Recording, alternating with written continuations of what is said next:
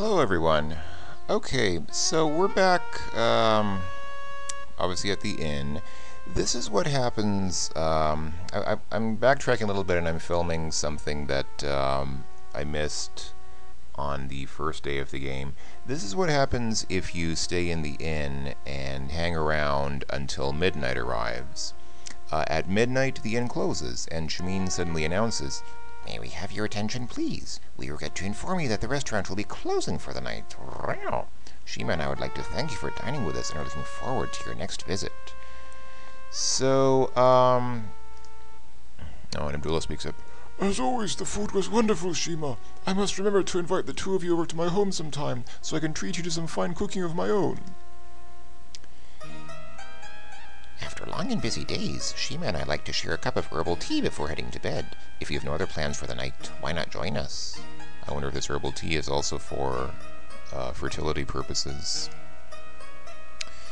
So the reason I'm doing this is because this is something new that they've added to the remake of the game. Obviously, at midnight, yes, just after they close up the inn, Shameen and Shima sit down here and have tea.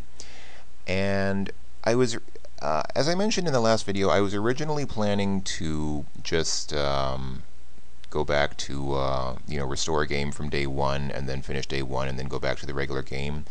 It turns out you can't do that, and the reason is because all the conversations are cumulative, meaning that if you miss the conversation on day one, then on day two you have the conversation that you would have had on day one. So basically, in order to get all the conversations, in order to see all of the ones that are available in the game, you'd have to do this every single night and not miss a night.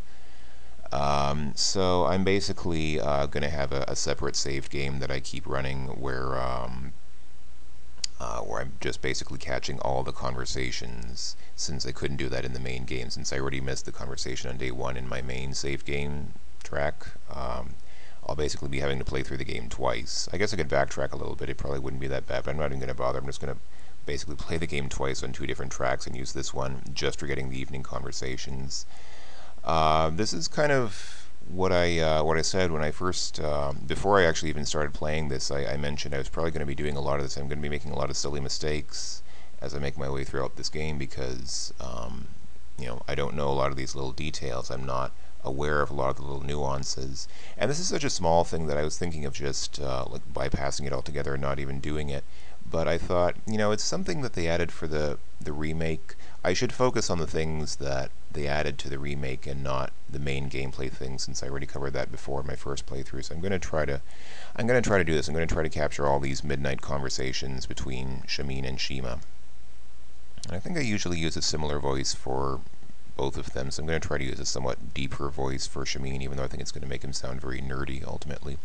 So basically, each night you can talk about two different things. This is the first conversation. Let's go ahead and talk about adventures. You tell Shameen and Shima about your hometown of Willowsby, which of course is notionally the place where the hero lived before he came from there to Spielberg in the first game. It sounds like a very nice place to live. Of course, such places are hardly suitable for adventurers who wish to be heroes. And if you try to talk about the same thing again, it just says, "You've already told them that story, hero." You can talk about the kata. You ask Shameen and Shima about how and why they came to Spielberg. This month, it is exactly a year ago since the old Emir Overseer vanished and his successor drove our people away from their home. When the fate of our kinsman reached the Sultan, he immediately sent his army to set this injustice straight. Unfortunately, his men never reached the gates of Rasir.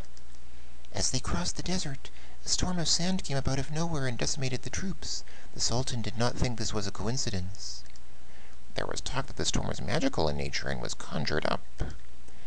The Sultan has always been deeply concerned about the situation, but has not sent any more men for fear of losing them also. All he has been able to do is shelter those who fled or were driven from the city. The hope of the kata was now resting on a prophecy that foretold the restoration of the city at the hands of a hero. Alright, and we've already asked them about that. So that's it. So that's the conversation from day one, just basically a little bit of background, and then you can say bottoms up. I don't know if that term is used for tea drinking. Isn't that more for alcohol drinking? I don't think you'd say bottoms up when you're drinking tea, because tea is very refined and dainty and delicate, and bottoms up is sort of a rough and body and coarse thing to say. Let us have a drink to our homeland, then. May it have many more adventures in store for you and much good fortune in store for all of us. It looks like Shamin is grinning, like there's just that one pixel line there that looks like he's showing his teeth in a strangely humanoid sort of grin. It looks a little weird. You spend a short time making small talk with your friends while sharing Shima's delicious herbal tea. Hero friend, Shima and I shall be retiring for the night. May you dream of all the adventures still awaiting you and all the rewards to come from them. Yeah, so yeah, oh, and he bows one last time before he leaves. In the original Quest for Glory 2, I didn't even remember this. I guess I just never really paid attention to it. But apparently Shamin is here on his pillow 24 hours a day. Like, he literally does not leave for any moment at all, ever. Which is kind of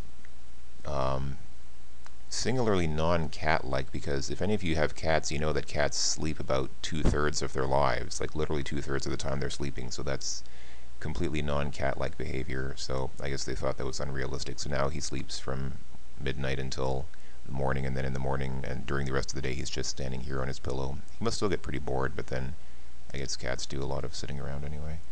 So that was the first conversation, and actually I'm going to go ahead and just restore the game that I made.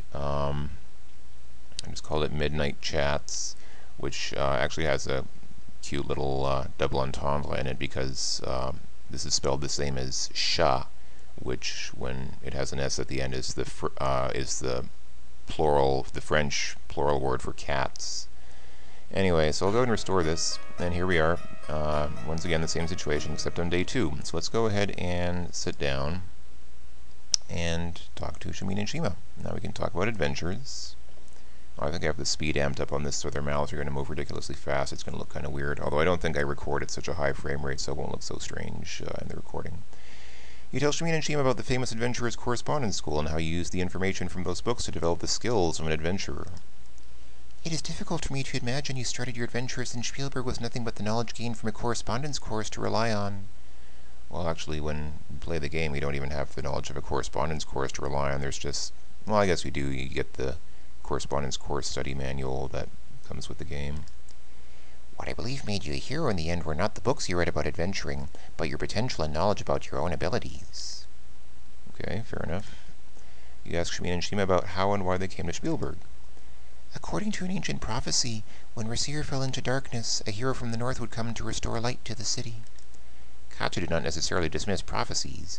We believe that one's fate lies within oneself and is not predestined, regardless of what omens say. If anything, they indicate a possible outcome, but not one that will come to pass on its own. I think this is basically the standard computer game reference that predictions of the future depend on you, the player, which often reminds me of the line spoken by the Oracle in King's Quest VI. Fate is not like the cut of a blade, but more like the myriad of paths formed when a hammer cracks ice. I think this is what the Oracle says, or something close to that. In Spielberg, too, a prophecy foretold the coming of a hero, but it was not that which led you here. Shouldn't that be LED, past tense of lead? I mean, lead is kind of current tense. I think that should be LED. It was a poster in your local guild hall in Willowsby, the one that called for a hero in Spielberg. After the remainder of the Sultan's army returned and it became clear the Sultan did not want to send more men to Rasir, Shima and I decided to leave Shapir and take the first caravan heading north. Alright. And I think they always say the same thing when, yeah, they just say the same thing when they finish off for the evening. Alright, that's it. So now you've seen the first 2 midnight chats between the hero and Shamin and Shima. So I'm going to continue on the regular stuff in the next video. We should be making better progress now. I know it's been ridiculously slow. I know I've already made, like, what, 17 videos, I think, and we're only on day 2. But we should be making much faster progress now, because I've already seen most of the city. I've already seen and done most of the things I need to do. Of course, now it's just advancing the plot, which, of course, is mostly the 4 elementals. I will do WIT, but I'll probably just blitz through it very quickly, because there's really nothing different about it. And showing some of the extra stuff, I'll try to... I'll try to focus on more of the fan game stuff and not dwell too much on the stuff that was already in the original game. So anyway, I hope you've enjoyed seeing the late night conversations between the hero and the kata. One thing I have always enjoyed about the night is that it's kind of peaceful after everyone else has gone to sleep. There's just this sort of feeling of tranquility that I sort of feel when everybody else has gone to sleep and I'm still awake. So maybe that's why, even as a kid, I tended to have a nasty habit of staying up until 3 or 4 in the morning and just, it was nice and quiet because I was, anyway, so yeah, I like being up late at night, both in computer games and in real life.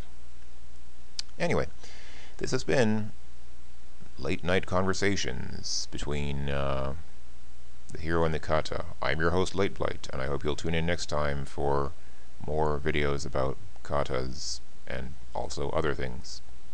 I will see you then, folks. Bye-bye.